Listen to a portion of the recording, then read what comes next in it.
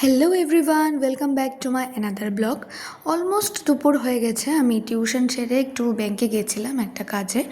ওইখান থেকে বেরিয়ে উবের নিয়ে নিয়েছিলাম। উবেরটা নিয়ে তারপরে চলে গেলাম আমার বাড়িতে। বাড়ি যাওয়ার আনন্দটাই আলাদা, দেখতে পাবে মুখে এখন। এই দেখো।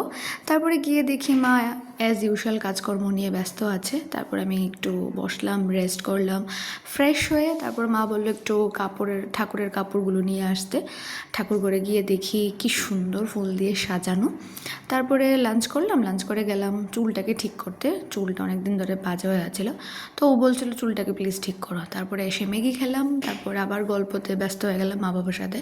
তারপর আর কোনো ভিডিও নেই। তো নেক্সট মর্নিং আবার উঠে ফ্রেশ হয়ে গেলাম, টিফিন করলাম, ব্যাডটাকে একটু ঠিক করলাম। তারপর আবার গল্প করতে করতে সেই দুপুর। তারপর আবার স্নান টান করে লাঞ্চ করে নিজেকে দেখলাম, হ্যাঁ ঠিকঠাকই লাগছে। সো ইয়া, আজকের জন্য এতটুকুই। That's it, by.